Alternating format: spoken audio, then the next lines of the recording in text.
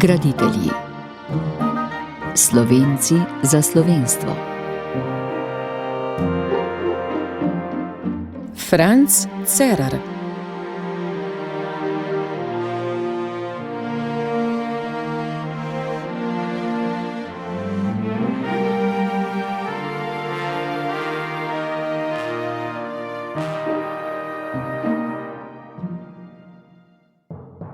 Jezuitski duhovnik, pisatelj, ljudski misijonar in voditelj duhovnih vaj, pater Franc Cerar, je bil doma v Dobličah pri Črnomlju. Po maturi na gimnaziji v Novem mestu je bil interniran v Italijo. Po vrnitvi domov so ga mobilizirali partizani. Leta 1946 je odšel k jezuitom in bil leta 1955 v Zagrebu posvečen v Mašnika. Od takrat je večino svojih duhovniških let bival v Mariboru, v župniji Svete Magdalene. Bil je kaplan, župnik, kot ljudski misijonar je prepotoval vso Slovenijo, vodil duhovne vaje, se posvečal mladim. Uveljavil se je tudi kot duhovni pisatelj, pisal je za družino in drugi verski tisk. Med njegovimi samostojnimi knjižnimi deli so Evangeliji na prepihu, Starši in mladostniki, Ko smrt postane dobiček, Krka dolina škofov in druge. Zanimiva so tudi avtobiografska dela. Partizan nekoliko drugače, od partizana do novomašnika ter Navzkrižja in izravnave ter druge. Umrl je poleti leta 2014, v 93. letu starosti, v bolnišnici na Slivniškem Pohorju.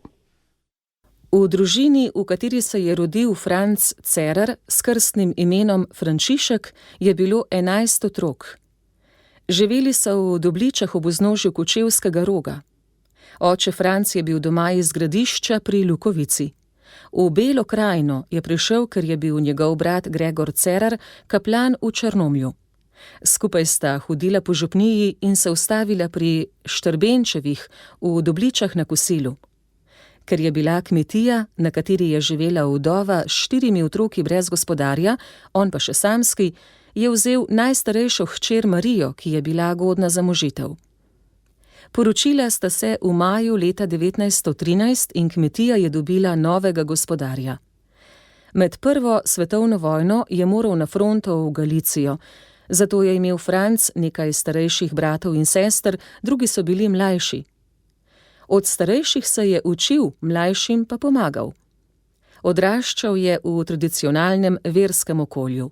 Doma so vsak dan molili, hodili k maši ob nedeljah, včasih tudi med tednom.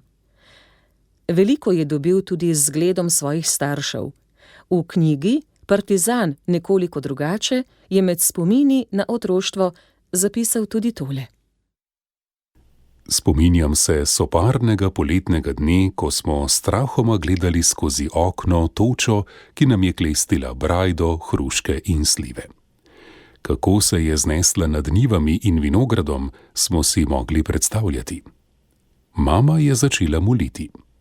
V otroški glavici sem premišljeval, kakšen je ta Oče naš v nebesih, ki ustvarja točo in dopušča, da uničuje pridelke. Kako ga mora imeti mama rada? Pozneje sem uvidel, da je bilo njeno zaupanje utemeljeno in upravičeno. Kljub toči ji je uspelo tako gospodinjiti, da smo se kar dobro prebili skozi zimo in pomlad. Tisti, ki je z eno roko jemal in z drugo dajal, je to delal zato, da je utrjeval njeno vero in klenil njen značaj. Franc Cerar priznava, da ga kmečko delo ni mikalo. Prebral pa je vse, kar je tiskanega prišlo v hišo. Tudi osnovna šola v domačem kraju mu ni delala težav. Zato so se starši dogovorili s stricem duhovnikom, da ga bodo poslali v šolo. Jeseni leta 1934 so ga poslali v Ljubljano na klasično gimnazijo. Kot mnogi fantje iz Bele krajine je stanoval pri Križnikih. Redovna skupnost je na ta način skrbela za svoj naraščaj, saj so se nekateri fantje odločili za duhovniški poklic v križniškem redu. Ker je imel Franc precej težav z latinščino, so ga po 2 letih odpustili. Odšel je v Novo mesto in tam nadaljeval gimnazijo. Iz tega časa mu je v spominu ostala Marijina kongregacija, ki so jo vodili frančiškani. Imeli so tedenska srečanja, mesečne duhovne obnove, razne prireditve, igrišče in vrsto športnih dejavnosti. Na tedenskih sestankih smo nastopali z recitacijami, govori, predavanji, debatami in petjem. Ti sestanki so znali biti zelo razgibani. Vodil jih je predsednik ali podpredsednik, vedno pa je bil navzoč pater frančiškan kot duhovni voditelj. Vsak mesec je imel duhovni nagovor, nato so bile litanije in priložnost za spoved. Vsako leto za praznik Brezmadežne smo priredili javno akademijo. To sem opisal zato, ker je kongregacija v veliki meri vplivala na mojo osebnost, mojo vernost, moj značaj. Vse moje poznejše odločitve bodo koreninile v veri, ki se je podzavestno oblikovala doma ob veri mojih staršev, bratov in sester, zavestno pa v Marijini kongregaciji v Novem mestu.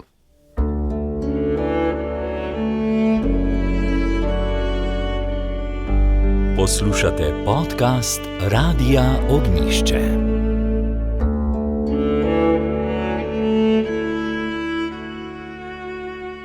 Napad na Jugoslavijo je Franc Cerar dokončal doma, saj so dijaki na cvetno nedeljo začeli velikonočne počitnice. Po vrnitvi v Novo mesto so nadaljevali s poukom. Dobili so nekaj profesorjev Italijanov, francoščino so zamenjali z italijanščino, namesto slovenskega zemljepisa in zgodovine so spoznavali italijansko. Vojaška zasedba in zavest, da so po besedah Cerarja postali majhen prevesek velike Italije, je dijake in profesorje povezala in poenotila. A Osvobodilna fronta je imela druge načrte. Tudi v gimnaziji so uveljavili svojo moč in za 1. december leta 1941 organizirali protestno akcijo v vseh razredih, s katero so bili vsi dijaki postavljeni pred odločitvijo. Ob določeni uri naj bi vsi dijaki v znak protesta za minuto vstali in zatem znova sedli. Pristašem OF je bilo jasno, kaj bodo storili. Težko je bilo nam, vernim dijakom. Če vstaneš, si čez noč postal pristaš komunistov ali vsaj pokazal, da odobravaš, kar počno, saj niso skrivali, da je bila akcija njihovo delo. Če ne vstaneš, odobravaš okupacijo, si izdajalec ali vsaj proti, da to postaneš. Spomnil sem se na sveta, ki mi ga je dal oče, ko sem odhajal od doma. Kadar ne boš vedel, kaj naj storiš, prosi svetega duha za razsvetljenje. Tega nasveta sem se večkrat držal. Zdelo se mi je, da uspešno. In sem se ga tudi ob tej priložnosti. Pred Bogom sem tehtal razloge za in proti. Italijani so brez tega vedeli, da je večina proti okupaciji. To, kar je želela Osvobodilna fronta, pa je bilo izzivanje, lažna solidarnost. Vstala je približno polovica dijakov. Franc Cerar je obsedel tako kot preostali. Podobno je bilo v vseh razredih. Vsi, ki so vstali, so bili v nekaj dneh izključeni iz gimnazije. Če so hoteli nazaj, so se morali vpisati v fašistično italijansko organizacijo. Nekaj dijakov je šlo v partizane ali ilegalo, precej pa si jih je včlanilo v omenjeno organizacijo. Tako so bili razdeljeni. Delitve so se še poglabljale, ko so v Ljubljani začele sredi dneva padati žrtve pod streli neznancev. Podobno se je dogajalo na podeželju. Vse žrtve so bili Slovenci. Partijska celica v Dobličah se je spravila tudi na Cerarjevega očeta. Ljudje so ga imeli za poštenjaka, zavednega Slovenca in dobrega kristjana. Za partijo pa je bil moteč. Treba ga je bilo odstraniti. Vprašanje, kdaj, kje in kako. Na tajnem sestanku se je našel nekdo, ki je večino prepričal, da bi z umorom pokvarili pogled. Predlagal je, da počakajo in ga opazujejo. Zato je ostal živ. 28. junija 1942 bi morali dijaki dobiti spričevala, a je italijanska oblast delitev spričeval prestavila na 30. junij. Medtem je zaprla mesto ter vse moške in fante odpeljala na zaslišanje. Večino so izpustili, dijake stare 16 let in več ter profesorje pa zadržali zaprte. Povedali so jim, da jih bodo čez počitnice peljali na varno v Italijo, tam si bodo lahko ogledali kulturne znamenitosti. Po slabih 3 tednih so jih uklenjene strpali na živinske vagone in odpeljali skozi Ljubljano, Postojno in naprej do Treviza, od tam pa s tovornjaki v zbirno taborišče Monigo. Bivanje v barakah, v brezdelju in brez gotovosti, kako dolgo bo to trajalo, je bilo za Franca Cerarja naporno. Čas je skušal izkoristiti za učenje italijanščine, a ni šlo. V začetku decembra so poklicali 9 imen, med njimi tudi njegovega, in jim naročili, naj se pripravijo, ker gredo domov. V naslednjih tednih so se vrnili domov skoraj vsi dijaki. Tako kot drugi zaprti sošolci je tudi Franc Cerar zamudil jesenski del zadnjega razreda gimnazije. Vpisali so jih takoj po vrnitvi domov in večina je s pridnim učenjem nadoknadila zamujene mesece. Cerar se je po vrnitvi spet pridružil Marijini kongregaciji, a se je po slabi izkušnji, ker so jo prevzeli bojeviti mladci, nekoliko odmaknil od nje. Po drugi strani pa je veliko časa porabil za študij, saj je bila pred njim matura. To so opravljali sredi julija. Profesorji so upoštevali razmere, v katerih so se znašli internirani dijaki. Vsi so izdelali. Kam? Po maturi. Starši so Franca poslali v šole v tihem upanju, da bi postal duhovnik. Sam je resneje začel razmišljati o poklicu v višjih razredih gimnazije ter se odločal med profesorjem slovenščine in duhovnikom. Ob prebiranju duhovne literature je v postu leta 1943 v njem dozorela odločitev za duhovništvo, ko mu je prišla v roke povest duše male Terezije. Po tej odločitvi sem pisal domov, da premišljujem, ali bom duhovnik ali profesor. Mama mi je odgovorila, da sicer iskreno želi sina duhovnika, vendar me rajše vidi profesorja, ki je to z veseljem, kot duhovnika, ki to ni rad. To pismo me je v moji odločitvi le še potrdilo. Če bi mama pritiskala name, naj bom duhovnik, bi se ji verjetno uprl. Zelo sem bil ljubosumen na svojo svobodno odločitev. Čeprav je bil tesno povezan s frančiškani v Novem mestu, tam je vsak dan ministriral in dobil zajtrk, se je odločil za jezuite. Napisal je prošnjo v Ljubljano in bil sprejet. Pri italijanskih oblasteh je moral zaprositi za potni list na Hrvaško, saj je bil noviciat v Zagrebu. Preden je bila prošnja rešena, je septembra leta 1943 Italija kapitulirala.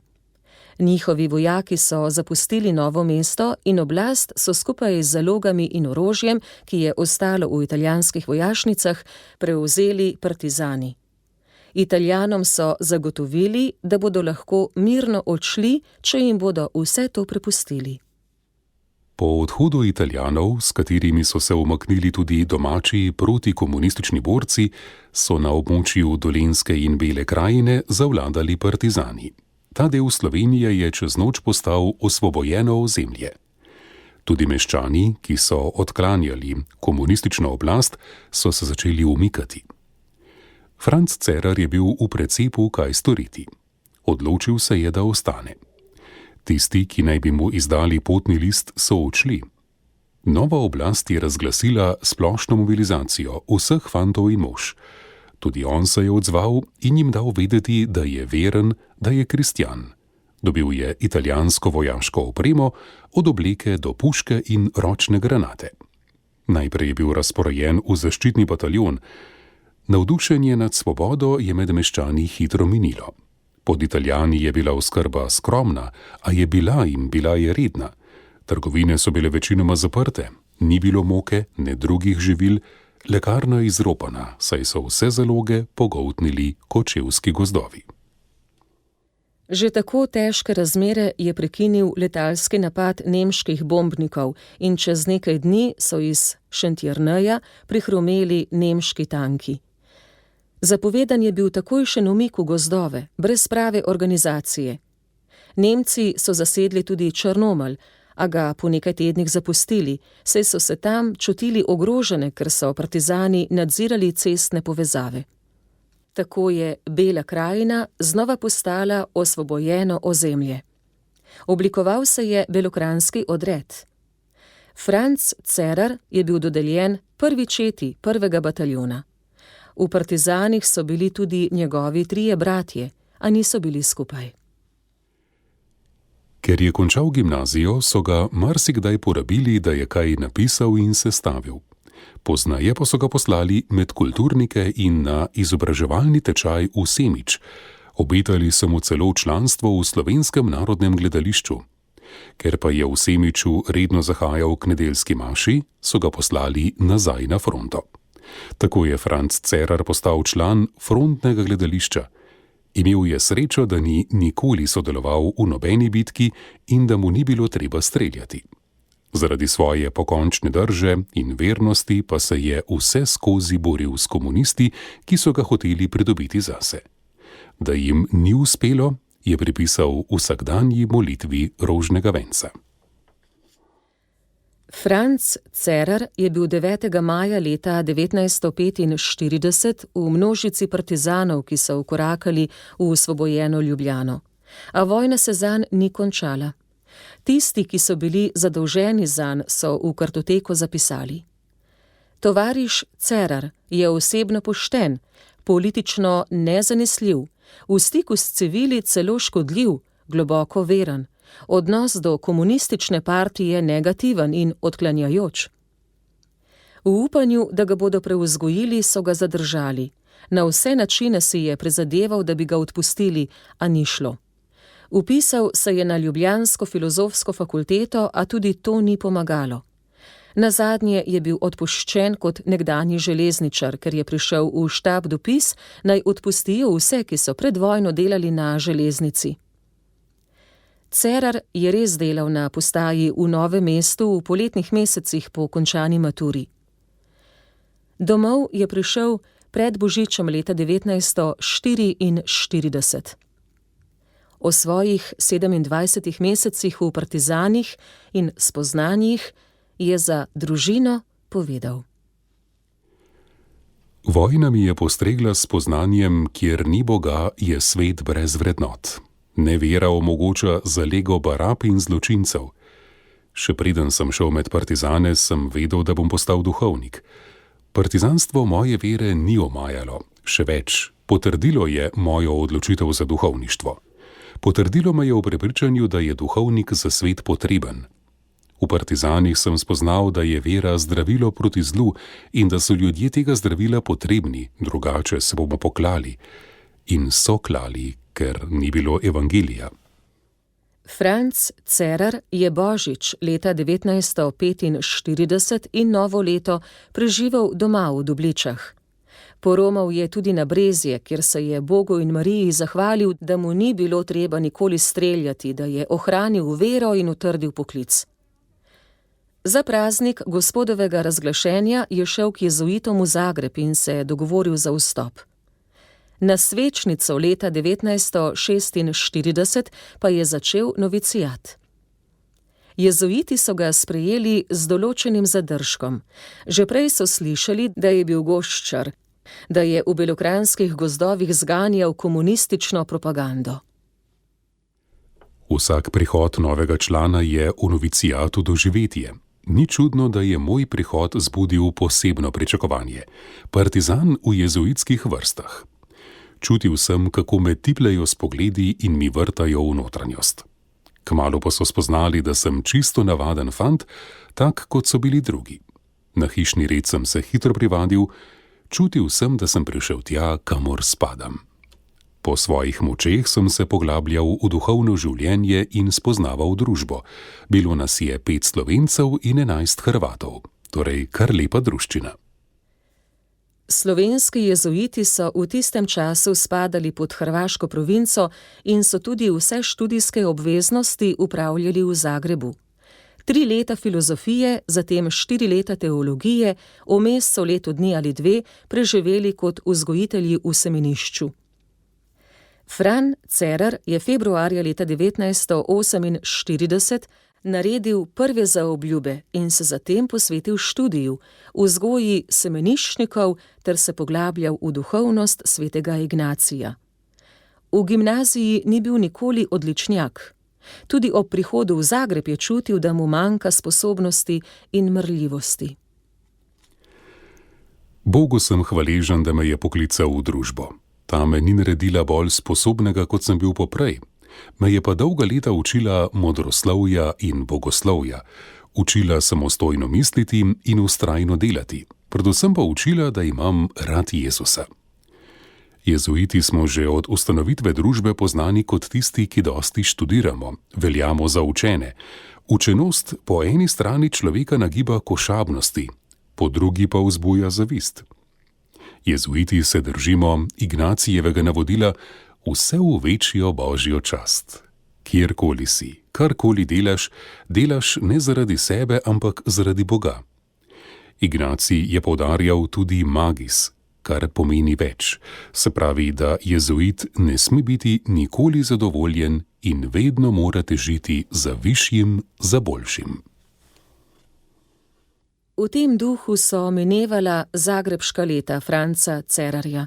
Oblast ni povsem pozabila nanj. Že v novicijatu je dobil vabilo na vojaški odsek, da bi mu izročili odlikovanje. Če bi to zavrnil, bo kaznovan, je pisalo na vabilu. Odšel je tja v črnem talarju in jih spravil v zadrego. Vmes je spremljal dogajanje v Sloveniji. Marsikaj so mu povedali tudi sobratje jezuiti, ki so iz Maribora ali Ljubljane oziroma Bogenšperka prihajali na obisk. Veliko duhovnikov je bilo zaprtih, odvijali so se razni procesi, cerkvenim ustanovam so pobrali nepremičnine. Jezuiti v Sloveniji so marsikaj pretrpeli, a to mu ni jemalo poguma.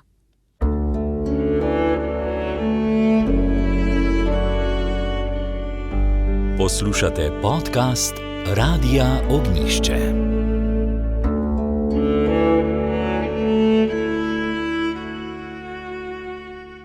Poleti 1955 sem bil posvečen v Mašnika in pel novo mašo. Poleti 1958 pa sem končal vse študijske in notranje obveznosti v družbi. Bil sem usposobljen za duhovniško poslanstvo. Določili so me za Maribor, kjer naj bom s patrom Ludvikom Jezo na voljo kot ljudski misionar. Ta možnost se je takrat v Sloveniji na široko odpirala. Duhovniki, ki so bili v povojnih letih obsojeni na zaporne kazni, so se vračali na župnije. Pritisk oblasti na vero in cerkev je pojenjaval. Ljudje, ki so bili med vojno mesece in leta brez dušnega pastirja, so postali lačni krepkejše duhovne hrane. Želeli so si srečanja z duhovnikom, ki naj bi jim pomagal zaceliti notranje rane, dobljene v krvavi in sovraštvom prepojeni pa v preteklosti. Zamisel in izvedba ljudskega misijona je bila kot ustvarjena za to. Vernikom je dala možnost, da si očistijo dušo pri spovedi, da se dajo nagovoriti pri poslušanju pridig in da doživijo nekaj podobnega, kot so nekoč doživljale množice, ki so se zgrinjale okrog Jezusa. Misijon je bil večinoma zares množična prireditev. Vsakdo je mogel, če je le hotel, kaj dobiti zase. Pater Fran Cerar je bil ob prihodu v Maribor najprej kaplan v Brezju. Med drugim je učil verouk, a kot je sam povedal, se pri tem ni najbolje znašel. Uveljavil se je kot nedeljski pridigar in voditelj ljudskega petja. Tudi zaradi tega je po lastni presoji in presoji sobratov kaplansko delo prepustil drugim in se vse bolj posvečal ljudskim misijonom. Vodila sta jih običajno po 2 patra, ki sta se dopolnjevala. Pater Fran Cerar je največkrat sodeloval že omenjenim patrom Jezo. Slednji je svojo dobrohotnostjo segal ljudem v globino. Cerar pa je svojo živahnostjo in razgibanostjo deloval v širino. Na njegovo priljubljenost v tistem času je pri pogrebni maši spomnil tudi škof Stanislav Lipovšek, ko je omenil prvo srečanje s patrom Cerarjem. Imel sem srečo, da sem od blizu spremljal in bil deležen sadov njegovega bogatega in vsestranskega apostolskega delovanja. Že takoj na začetku, kmalu po njegovi novi maši, ko je leta 1958 vodil misijon v moji rojstni župniji v Vojniku. To so bili povojni časi, ko so bili ljudje obloženi z mnogimi ranami medvojnega in povojnega časa. Pater Cerar je kot jezuit in tudi kot partizan malo drugače dodobra poznal to situacijo in svojo pojavo, svojo gorečnostjo in z ognjevitimi misijonskimi govori vlival tolažbo, upanje in mir v razbolela srca. Tudi name je napravil močan vtis, ki me je spremljal v letih mojega zorenja, ko še slutil nisem, da se bova znova srečala v Mariboru, ko sem leta 1976 postal župnik v župniji Device Marije v Brezju, ki so jo ustanovili in pastoralno uredili očetje jezuiti, in pozneje kot stolni župnik, ko so bila 28 let prijatelja, soseda in dobra pastoralna sodelavca, čeprav vsak na svojem bregu reke Drave. Posebej bogata so bile naša duhovniška srečanja, zlasti rekolekcije in različna druga duhovna in pastoralna srečanja, ki jih je vedno bogatila teološka globina, življenjska bližina in pastoralna modrost patra Cerarja. Ni bil le zgleden dušni pastir, ampak tudi neutruden misionar in voditelj duhovnih vaj za različne stanove in pastoralne potrebe. Pater Franc Cerar je imel tudi v vlogi ljudskega misionarja večkrat stike z oblastmi, saj so na misijone hodili tudi ovaduhi in skrbno spremljali vsak govor. Tako je bil 21. maja leta 1959 na okrajnem sodišču v Kočevju obsojen na 3 mesece zapora, ker je na misijonu v Slivnici govoril o nevarnem Dalmatincu, ki se je ubil, kar je bila pravična kazen. Potem je bil mir pred njim. Po pritožbi je bil oproščen. Jeseni istega leta so ga zasliševali na odseku za notranje zadeve v Mariboru, a se je izognil kazni. Pozneje so ga povabili na pogovore v Celje zaradi misijona v neki župniji na Kozjanskem. Enkrat je bil tudi zaprt. Zapor sem si zaslužil na misijonu v Dobrepoljah. Bila je nedelja, cerkev nabita, pridigal sem o nedeljskem počitku. Govor sem imel dobro pripravljen in ga povedal skoraj na pamet. Ko sem prišel do stavka, v katerem sem trdil, da nedeljsko delo ne prinaša blagoslova ne blaginje, mi je šinilo v glavo, da so v trgovinah 2 dni prej dvignili ceno moke, sladkorja in olja. Ni bilo časa tehtati, ali je pametno z tega mesta to omeniti. Priložnost je treba izkoristiti, sem si dejal. Za kazen sem odsedel 50 dni v mariborskih zaporih. Iz vrbovega šibja sem se učil plesti koše za smeti. V tistih letih se je pripravljala samostojnost slovenskih jezuitov, ki so bili desetletja del hrvaške province, a kmalu po vojni začeli dobivati podobo skupnosti, ki je bila manj ali bolj odvisna od Zagreba. Glavni pobudnik je bil pater Miha Žužek. Pater Franc Cerar je bil pri tem njegov najtesnejši sodelavec. Treba je bilo oskrbeti prostore za novicijat in provincijelat, ter še marsikaj drugega, vse s skromnimi sredstvi in napol ilegalno, ker je ateistična oblast nagajala, kjer se je le dalo. Bog je prizadevanje blagoslovil. Leta 1963 je bil vzpostavljen distrikt, 6 let pozneje pa vice-provinca. V Mariboru so odprli malo semenišče, kjer je bil pater Franc Cerar nekaj let prefekt. Na stara leta je sobratom o tem pripovedoval. Glavno so bili prostori. Prostore dobiti za novicijat. Škof Držečnik je bil naš prijatelj, nam je rekel, katerokoli župnišče hočete, si izberite, vam ga bom dal, da boste tam imeli novicijat. ker novicijat mora imeti prostore, samostojen mora biti. Magdaleno smo že imeli, ampak magdalensko župnišče ni bilo primerno. Jaz kot misionar sem poznal tako rekoč celo Štajersko, vse župnije.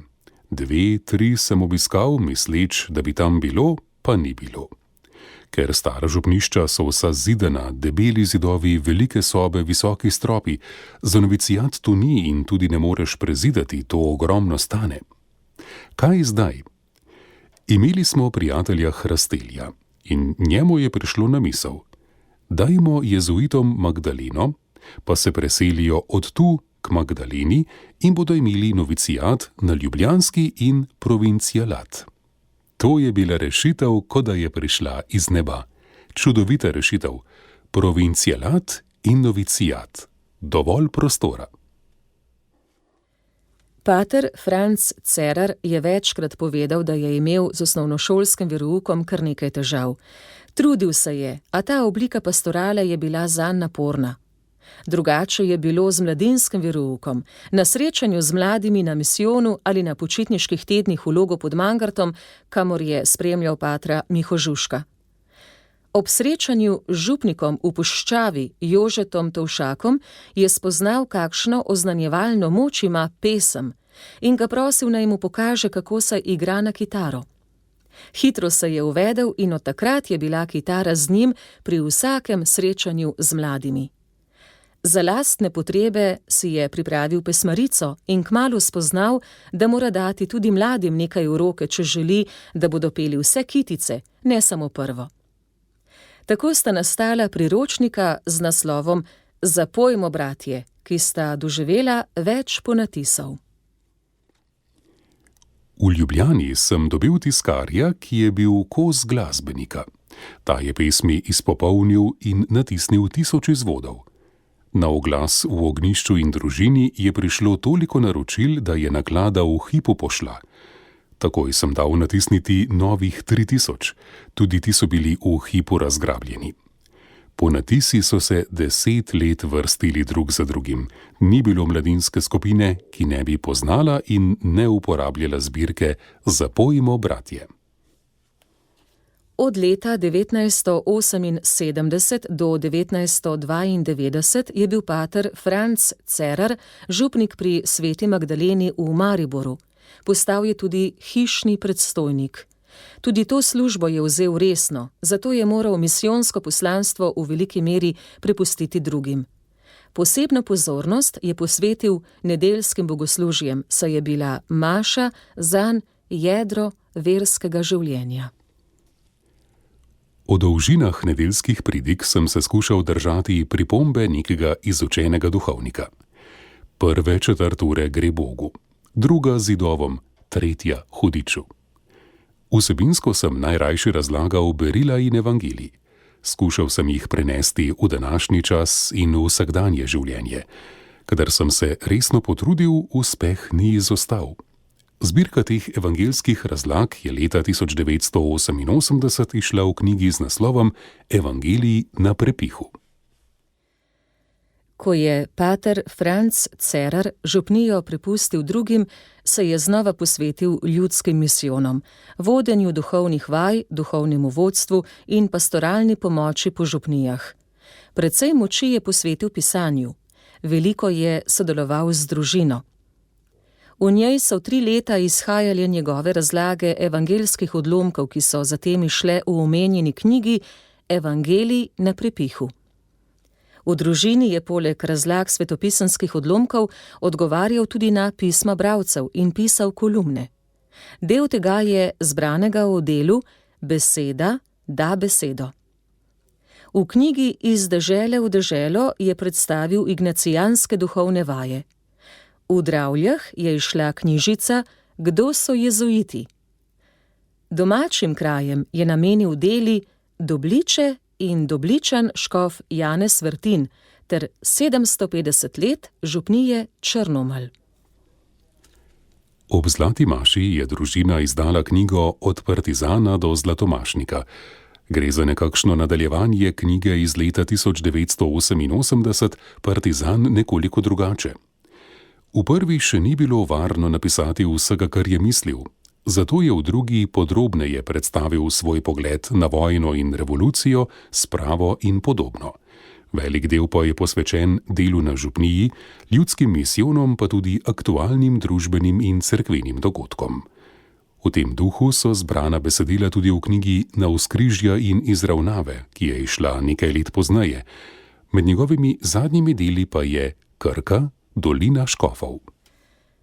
Pater Franc Cerar je na predvečer svojega 85. rojstnega dne med drugim dejal: Od mnogih doživetij iz teh kar dolgih let naj navedem le eno. Jezus nam je po eni strani obljubil, karkoli boste očeta prosili v mojem imenu, vam podal. Po drugi pa nam je naročil, naj ne bomo v skrbeh, saj nebeški oče ve, kaj potrebujemo.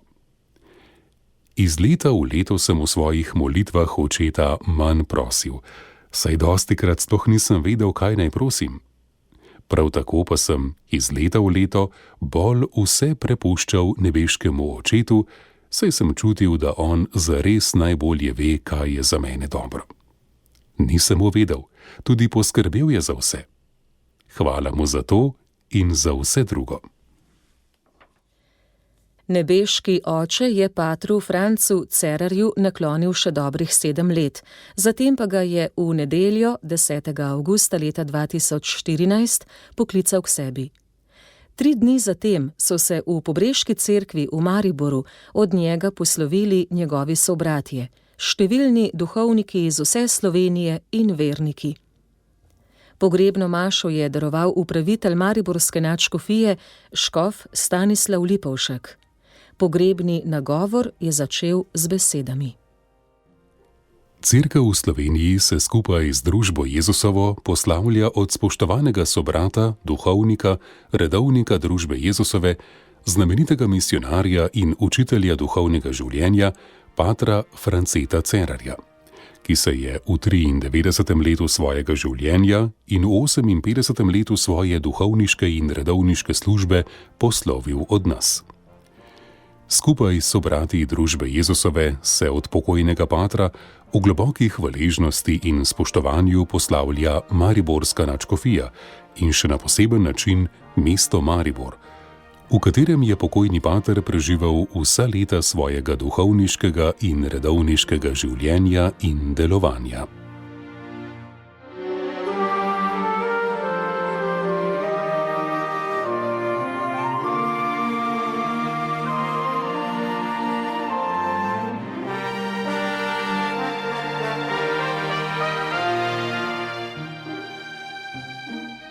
Oddajo o jezuitu patru Francu Cerarju je pripravil Tone Gorjup. Brala sva Matjaž Mrljak in Nataša Ličen. Tehnično je oddajo uredil Boštjan Smole. Hvala za pozornost.